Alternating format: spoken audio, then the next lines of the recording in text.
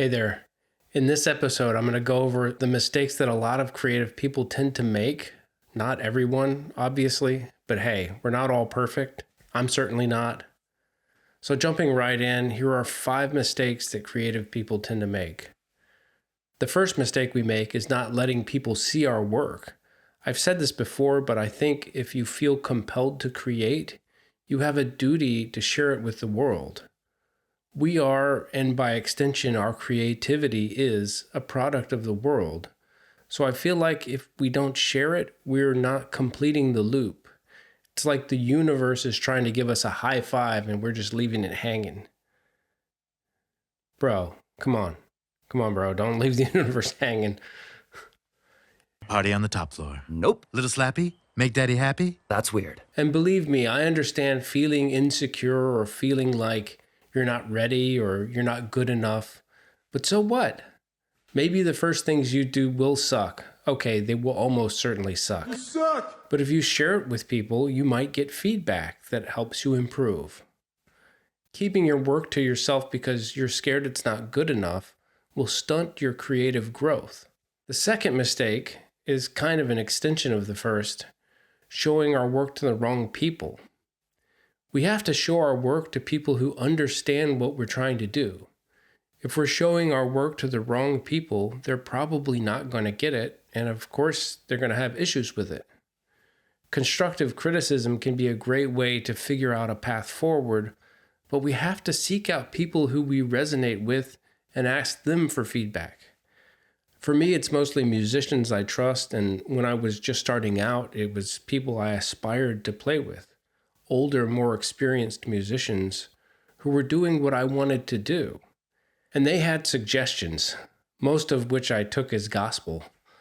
These days, if I get suggestions from other musicians, sometimes they can be transformational. And other times, I consider them but stick with what I have because at this point, I feel like I have more of a vision of what I'm going for. Considering someone's feedback can help us clarify our own perspective. We have to understand that not everyone is going to resonate with our work, and if someone gives us a bad review, that doesn't mean it's crap. I mean, it might be crap, but that's not how we find out.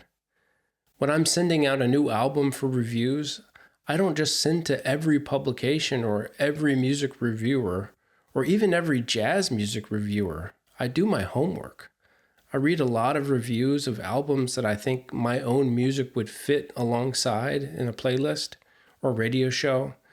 I send it to the reviewers who like that kind of music. In order to know if our work is ready for prime time or not, we have to show it to the right people. The third mistake is focusing on our creative skills instead of the work itself. I actually made a whole episode about this.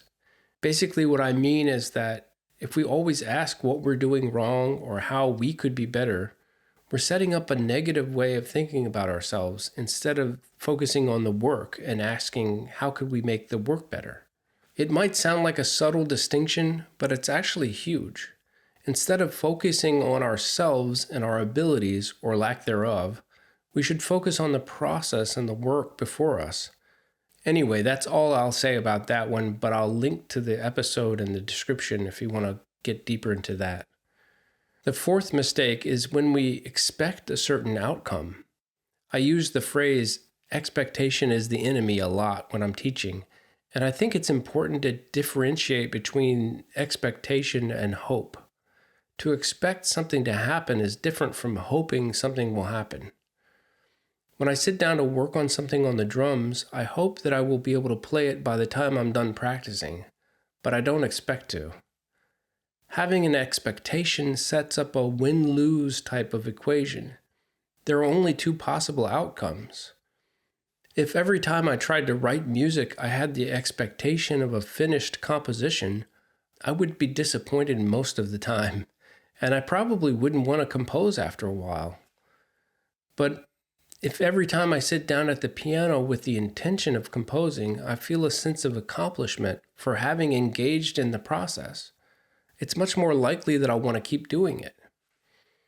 The main thing here is to focus on the process instead of the result. Ironically, when we stop worrying so much about the result, we usually get better results. And when I do end up with a finished piece of music, it's a bonus.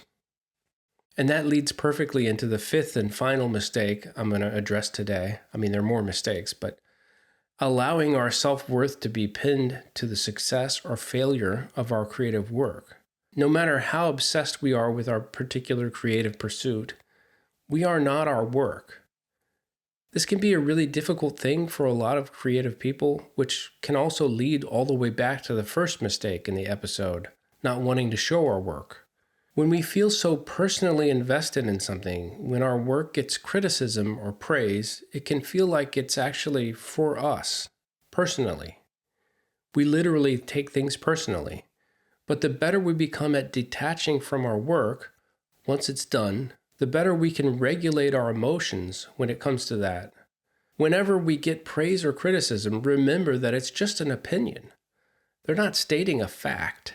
It might be a well-informed, well-reasoned opinion that we respect, but it's still just an opinion. I remember one time when I was living in Brooklyn and a drummer who I really looked up to, and still do really, named Jim Black, moved in across the street.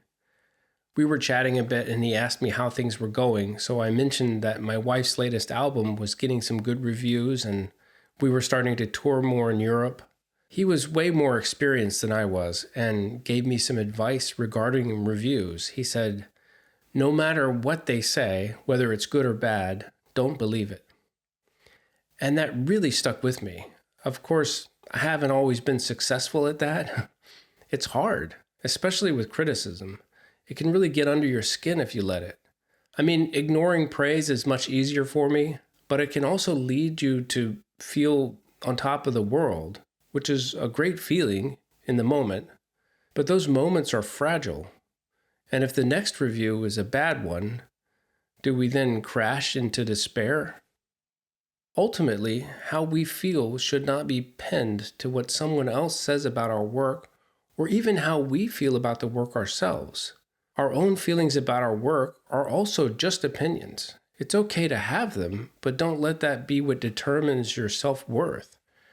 I can't tell you how many times I've come off the stage feeling bummed out that I didn't perform better, only to have someone come up to me saying how moved they were by the concert. These two conflicting opinions don't cancel each other out. They can both exist and both be true at the same time. And neither of them have anything to do with my value as a person. Of course, we're going to have feelings about the result, but remember that the reason we do what we do is for the love of the process. Our creative output is separate from us. Once we send it out into the world, our focus needs to return to the process. If you want to get deeper into that idea, check out the episode I mentioned earlier about not focusing on our abilities or lack thereof, but rather the work itself, which you can click on here. Thanks so much for hanging out. I'll catch you in the next episode. Until then, keep the flow.